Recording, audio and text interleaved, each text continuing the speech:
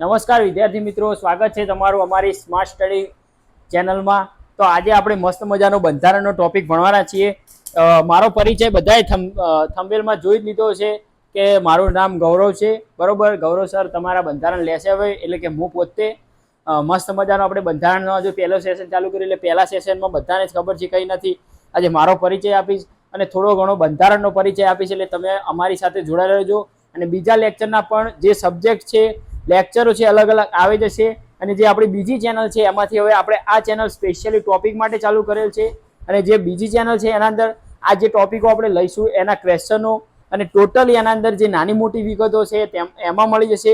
અને આના અંદર તમને ટોપિક વાઇઝ બધું જ મળી જશે। મેથ્સ પણ ચાલુ કરીશું, ઘણા એવા વિષયો ચાલુ થઈ ગયા છીએ, તો ત્યાં તમે જોઈ લેજો। ભૂગોળનું મસ્ત મજાનું આપણે જે અંકિત સર છે, મસ્ત મજાનું ભૂગોળનું લેક્ચર લે જ છે।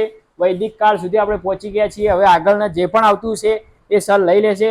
તો જલ્દીથી આપણા લેક્ચરને ચાલુ કરીએ છીએ। બહુ મોટો ટોપિક નથી આજે, થોડું માપનું લેક્ચર છે, કારણ કે આજે ખાલી ને ખાલી બંધારણની વ્યાખ્યા શું છે, બંધારણ શું કહેવા માંગે છે, બંધારણમાં શું શું ઉપયોગી છે, શું શું પરીક્ષા લક્ષીમાં પૂછાય છે, બધું જ આપણે આવરી લઈશું આજે આજના લેક્ચરમાં। તો મસ્ત મજાનું તમે જોઈ શકો છો બંધારણનો લેક્ચર આજે સ્ટાર્ટ કરવા જઈ રહ્યા છીએ। તો પહેલામાં પહેલું તો બંધારણમાં શું કહેવા માંગે છે કે બંધારણની પાયાની સમજ મસ્ત મજાની આપણે આવવાના છીએ। તમામ સ્પર્ધાત્મક પરીક્ષાઓ માટે આ ઉપયોગી આપણું રહેશે બંધારણનું લેક્ચર। મસ્ત મજાના બંધારણ તમને ખબર જ છે કે LRDમાં, પછી કહેવા જઈએ કે CCEમાં અને બધા જમાં કેટલું ઇમ્પોર્ટન્ટ લેક્ચર છે આ બંધારણ। એટલે તમારે જો પાયાથી અને મસ્ત મજાની બંધારણને ગોખવાનું નથી કહેતો હું, બંધારણને સમજવાનું છે આપણે। તો મસ્ત મજાનું સમજવું હોય તો અમારા સાથે જોડાઈ લેજો, જલ્દીથી બીજા લેક્ચરો પણ આપણા બંધારણના જલ્દીથી આવી જશે। ચલો, પહેલા પેલું શું કહેવા માંગે છે, બંધારણ શું છે અને તેની કેમ એટલે કે શું જરૂરિયાત છે આપણા માટે। બંધારણ એટલે કે શું છે બંધારણ, અને બંધારણની શું જરૂરિયાત છે, તો તમે જોઈ શકો છો કોઈ પણ દેશના વહીવટ માટેના મૂળભૂત નિયમોનું માળખું એટલે બંધારણ। આ વહીવટ મૂળભૂત નિયમો, ધારો કે તમારે શહેરમાં આપણે રહેવું છે, કયા રાજ્યમાં રહેવું છે, એના કોઈ અમુક નિયમો હોય। તમે જેમ આપણે ડ્રાઇવિંગ લાયસન્સ કઢાવવા જાઓ છો ત્યારે તમારે નિયમ હોય છે કે હેલ્મેટ પહેરવું પડે, પછી આઠડો કરવાનું હોય, અને કહેવાનું મિનિંગ કે પછી 4 વ્હીલનું ટેસ્ટ હોય તો તમારે પહેલા ઢાર ચડાવવાનું, એ બધું હોય છે। તો એમ જ આ બંધારણ તમને શું કહેવા માંગે છે, તમે વસવાટ કરી રહ્યા છો તો એના કંઈક નિયમો હોય, તમારા મૂળભૂત ફરજો હોય, પછી અમુક અમુક નિયમ હોય કે તમારે આ વસ્તુનું પાલન કરવું પડશે, આ કરશો તો તમને આ સજા મળશે।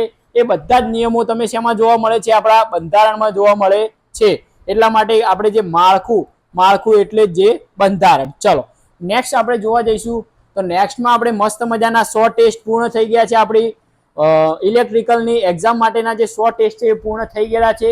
તો જે લોકો ઇલેક્ટ્રિકની તૈયારી કરતા હોય એમના માટે પણ આ લેક્ચર ખૂબ ઇમ્પોર્ટન્ટ છે। અને ઇલેક્ટ્રિકલ નહીં, હું તો કહું ઓલ ફિલ્ડ માટે આ બંધારણ તો ઉપયોગી છે, કારણ કે હવે આપણે જોઈએ છીએ કે એડિશનલ આસિસ્ટન્ટની જે એક્ઝામ છે એના અંદર પણ બંધારણ આપણે પૂછવા માંગ્યું છે। તો તમે જોઈ શકો છો CC 2026ના LRDના બધા ટેસ્ટ મૂકેલ છે। 100 ક્વોલિટી મસ્ત મજાના ટેસ્ટ હોય છે, ફ્રી સબ્જેક્ટ લેક્ચર જે તમે આ યુટ્યુબ ચેનલમાં જોઈ શકો છો। મસ્ત મજાના આપણા લાઈવ લેક્ચર હોય છે, અને તમે આ જોઈ શકો છો। આ તમે અમુક લોકો કહેશે કે સાહેબ ટેસ્ટની લિંક ક્યાં છે, તો આ ટેસ્ટની લિંક smartstudygujarati.in પર તમે જેવું આમ ક્લિક કરશો અથવા તો તમે ગૂગલમાં લખશો તો જલ્દીથી આપણી લિંક આવી જશે। એના અંદર મસ્ત મજાના 10 દિવસ માટે ફ્રી ટેસ્ટો મૂકેલા છે। કેટલા દિવસ માટે? 10 દિવસ માટે ફ્રી ટેસ્ટ મૂકેલા છે, તો ટેસ્ટ આપવાનું ભૂલતા નહીં। ચલો નેક્સ્ટ આપણે જોઈએ કે બંધારણ એટલે કે શું। ચલો, સર્વોચ્ચ કાયદો, બંધારણમાં ત્રણ આવે છે। આ બંધારણના 3 આપણે ભાગ પાડેલા છે। એમાં પહેલો સર્વોચ્ચ કાયદો લીધો છે, નિયમોનો સંગ્રહ અને માળખું। ચલો, સર્વોચ્ચ કાયદામાં બંધારણ એ દેશનો સર્વોચ્ચ અને દસ્તાવેજ છે, સર્વોચ્ચ કાયદો અને દસ્તાવેજ છે। ચલો, નિયમોનો સંગ્રહ, બંધારણમાં પહેલું સર્વોચ્ચ કાયદાઓ આવશે બધા, પછી શું આવશે, નિયમોનો સંગ્રહ, દેશનું સંચાલન કરવા માટેના લેખિત કે અલેખિત નિયમોનો સમૂહને શું કહેવામાં આવે છે, નિયમોનો સંગ્રહ કહેવામાં આવે છે।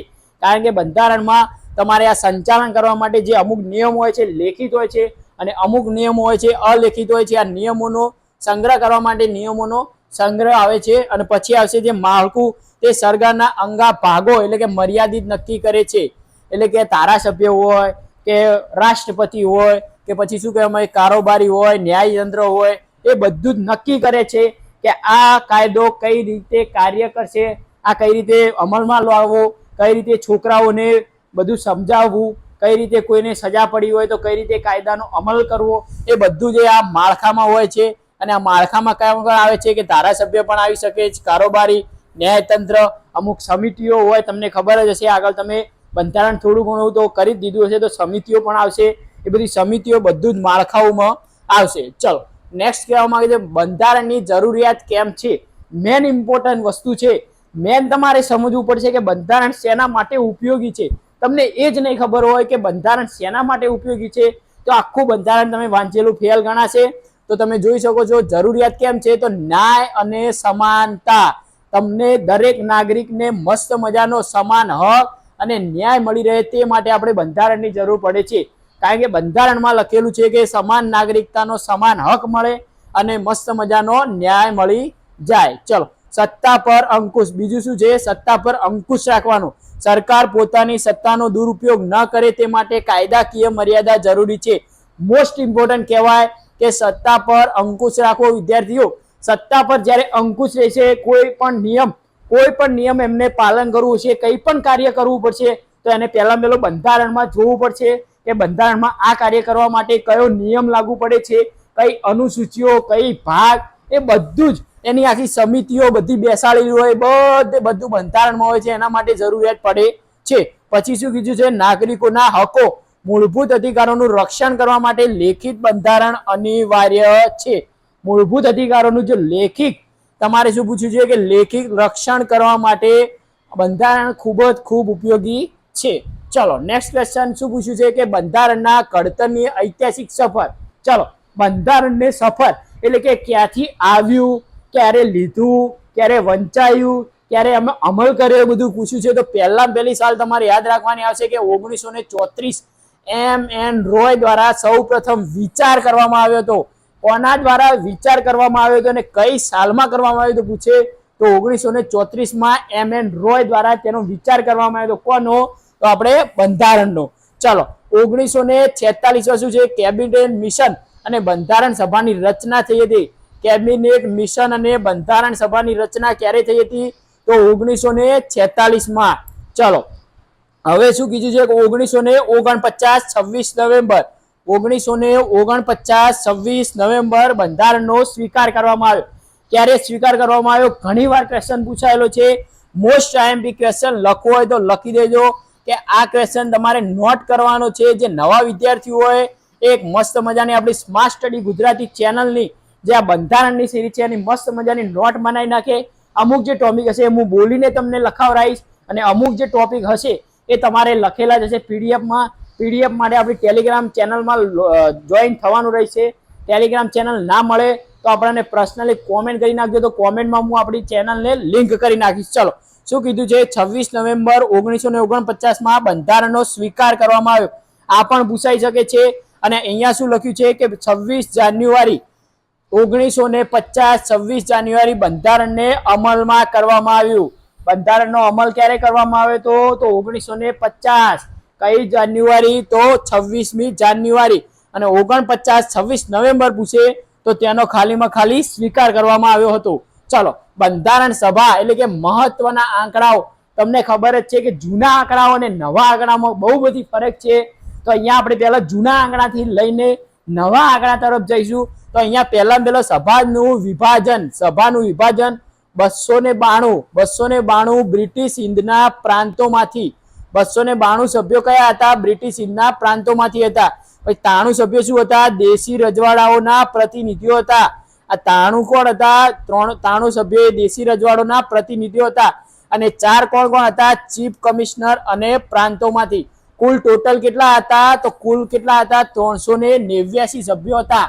પ્રારંભમાં પૂછી શકે કે પ્રારંભમાં કેટલા હતા? તો 389. આ બધાનું ટોટલ કરશો ત્યારે તમને 389 મળી જશે. આ 389 માંથી કયા કયા માળખા આપેલા છે? આપણે મસ્ત મજાના માળખા મૂકેલા છે. અને પછી આઝાદી પછીનો આંકડો પૂછે એમસીક્યુમાં, પેપર સેટર તમારું માઇન્ડ જાણવા માટે એક પ્રશ્ન પૂછી શકે છે. એનો પ્રશ્નનો પણ આપણે ઉકેલ લાવી દીધેલો છે કે આઝાદી પછી આ સંખ્યા કેટલી થઈ હતી? તો 299 થઈ ગઈ હતી. આ પૂછી શકે છે. અમુકને એવું હોય કે સર તમે તો અમને નતું કીધું કે તમે તો 389 કીધું, પણ જો આઝાદી પછી પૂછે તો 299 થઈ ગઈ હતી. પહેલા કેટલી હતી? 389 હતી પ્રારંભમાં. ચલો નેક્સ્ટ ક્વેશ્ચન તરફ જઈશું આપણે. નેક્સ્ટ શું કહેવામાં આવે છે? ડોક્ટર ભીમરાવ આંબેડકર બંધારણના શિલ્પી પિતા. જે કહેવું હોય તમે કહી શકો. આ આપણા જે આ ડોક્ટર BR આંબેડકર હતા એ આપણા પિતા હતા બંધારણના. અને શું લીધું છે એમને? મુખ્ય ભૂમિકાઓ એમને જ ભજવી છે. ભારતીય બંધારણના પિતા અને આધુનિક મનુ. આ નવો શબ્દ છોકરાઓને લાગશે, ઘણીવાર ક્વેશ્ચનમાં પૂછાઈ શકે છે. નીચેનામાંથી BR આંબેડકરને કયા કયા નામથી ઓળખાય છે? એમાં આ આધુનિક મનુ પણ લખેલું આવી શકે છે. કોઈને મગજમાં ના હોય તો યાદ રાખી લેજો. મોસ્ટ ટાઈમ બી કરીને તમારે નોટ કરવાનું રહે છે. આ વસ્તુ તમે નોટ કરી નાખજો. ચલો સૌથી મહત્વની ખરડા સમિતિના અધ્યક્ષ હતા. આ પૂછાઈ શકે છે કે ડોક્ટર BR આંબેડકર કઈ સમિતિના અધ્યક્ષ હતા? તો ખરડા સમિતિના અધ્યક્ષ હતા, એટલે કે ડ્રાફ્ટિંગ કમિટી. ચલો બંધારણને અંતિમ ઓપ આપવાની અને કાયદાકીય શબ્દમાં ટાળવાની જવાબદારી નિભાવી હતી. કોને નિભાવી હતી? ડોક્ટર BR આંબેડકરે નિભાવી હતી. ચલો નેક્સ્ટ તરફ જઈશું આપણે. શું હશે? ખરડા સમિતિ. ખરડા સમિતિમાં પહેલું તમને પૂછી શકે છે કે કેટલા સભ્યો એટલે કે કેટલા અધ્યક્ષ હતા? તો અહીંયા તમે જોઈ શકો છો કેટલા હતા. તો 1, 2, 3, 4, 5, 6 અને 7 સભ્યો હતા. કેટલા સભ્યો હતા? 7 સભ્યો. સમિતિ કુલ 7 સભ્યોની સંખ્યા 7 હતી. અધ્યક્ષ સહિત કુલ સભ્યોની સંખ્યા કેટલી હતી? 7 હતી. ચલો રચના ક્યારે થઈ ગઈ? પૂછી શકે છે કે ખરડા સમિતિની રચના ક્યારે થઈ હતી? તો રચના પૂછે તો 29 ઓગસ્ટ 1947 થઈ હતી. આ સમિતિમાં કુલ કેટલા સભ્યો હતા? 7 સભ્યો હતા, જેમણે વિવિધ દેશોના બંધારણનો અભ્યાસ કરી ભારત માટેના કાચા મુસદ્દાઓ તૈયાર કર્યા હતા. મુસદ્દાઓ એટલે કાચું બંધારણ કહેવાય. કાચી માહિતી તૈયાર કરી હતી. કોને કરી હતી? તો આ ડ્રાફ્ટિંગ કમિટી એટલે કે ખરડા સમિતિએ કરી હતી. કેટલા સભ્યો હતા? તો 7 સભ્યો હતા. વિવિધ ક્યાંથી બંધારણ આવ્યું? તો આપણે અમુક દેશો, અલગ અલગ દેશો જોડેથી અલગ અલગ વસ્તુઓ લઈને, અલગ અલગ નિયમો લઈને આપણે આખું બંધારણ બનાવેલું છે. સૌથી મોટું બંધારણ કહીએ તો પણ આપણું આ જે ભારતનું બંધારણ છે. આગળ આપણે જોઈશું, બધું જ ક્લિયર કરાવીશું, ચિંતા કરવાની જરૂર નથી. ચલો આગળ જોઈએ કે આગળ શું લખેલું છે. ખરડાની પ્રક્રિયા શું લખ્યું છે? ઘડતર પ્રક્રિયા, મહત્વના આંકડાઓ. આ આંકડાઓ તમને ખબર જ છે, પૂછાઈ શકે છે અને ઘણીવાર પૂછાયેલા છે. અહીંયા વિગતો આવેલી છે અને અહીંયા માહિતી. તો કુલ સમયગાળો, બંધારણને ઘડવા માટેનો કુલ સમયગાળો કેટલો હતો? તો 2 વર્ષ 11 મહિના ને 18 દિવસ. કુલ બેઠકો કેટલી હતી? પૂછાઈ શકે છે. તો કુલ બેઠકો કેટલી હતી? 11 બેઠકો હતી. ચર્ચા મુજબ કુલ 165 દિવસ થયા હતા. કેટલા દિવસ? કુલ બેઠકોની ચર્ચા કરવા માટે 165 દિવસ થયા હતા. અને અંદાજિત ખર્ચ એટલે કે આ ખર્ચ કેટલો થયો હતો? તો 64 લાખ રૂપિયા ખર્ચ થયો હતો. આ 64 લાખ અત્યારના ઘણા બધા કરોડો કહેવાય. આ 64 લાખ પહેલાના કરોડો કહેવાય વિદ્યાર્થીઓ. ચલો વાંચન પ્રક્રિયા ક્યારે થઈ હતી? કે કુલ 3 વાંચન થયા હતા. કયા કયા થયા હતા એ આગળના લેક્ચરમાં આપણે જોઈ લઈશું, ચિંતા કરવાની જરૂર નથી. હાલ ખાલી આપણે ઉપર છેલ્લું બંધારણ જોવાનું છે. તો અહીંયા વાંચન પ્રક્રિયા 3 વાંચન થયા હતા. અને મૂળ બંધારણના શબ્દો આશરે કેટલા શબ્દો હતા? અંગ્રેજીમાં કેટલા શબ્દો પૂછાઈ શકે છે?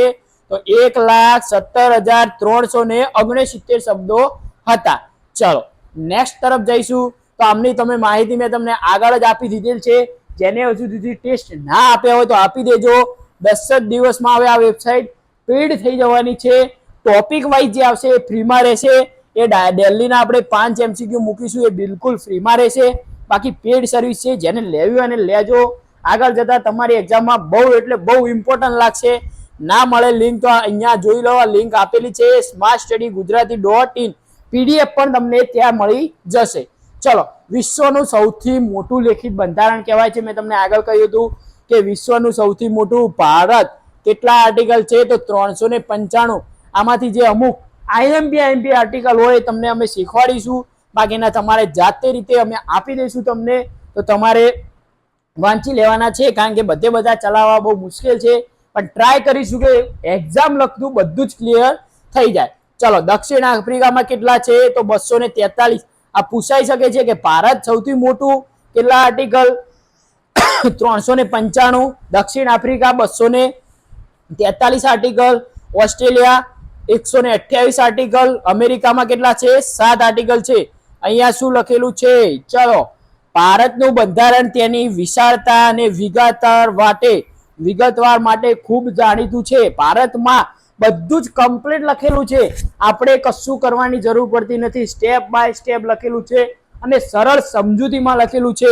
આ બધા દેશોમાં લખેલું છે પણ થોડું ગૂંચવાડ ભર્યું હશે એવી માન્યતાઓ છે, આપણને ખબર નથી, આપણે કોઈ દેશનું બંધારણ વાંચ્યું નથી, પણ બંધારણ બહુ ઇમ્પોર્ટન્ટ છે. આપણે ભારતનું અને સૌથી મોટું છે 385 આર્ટિકલ.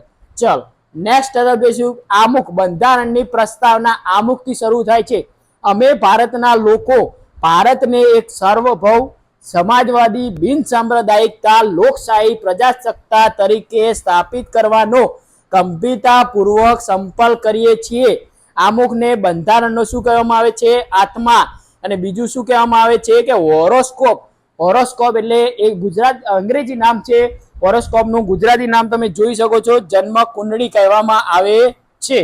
ચલો જન્મ કુંડળી કહેવામાં આવે છે. આમુખ એટલે કે આત્મા કહેવાય છે. બંધારણનો આત્મા પૂછે તો આમુખને કહેવામાં આવે છે. ઘણીવાર ક્વેશ્ચન પૂછાયેલો છે. તો ચલો અહીંયા આપણું લેક્ચર પૂર્ણ થાય છે. આ એક્ઝામને લગતી છે, આ પોસ્ટર તમને ખબર જ છે. તો મળીએ આપણે નેક્સ્ટ લેક્ચરમાં. જય માતાજી, જય હિન્દ. બીજા લેક્ચરમાં તમને વિગતવાર મળી જશે બંધારણ.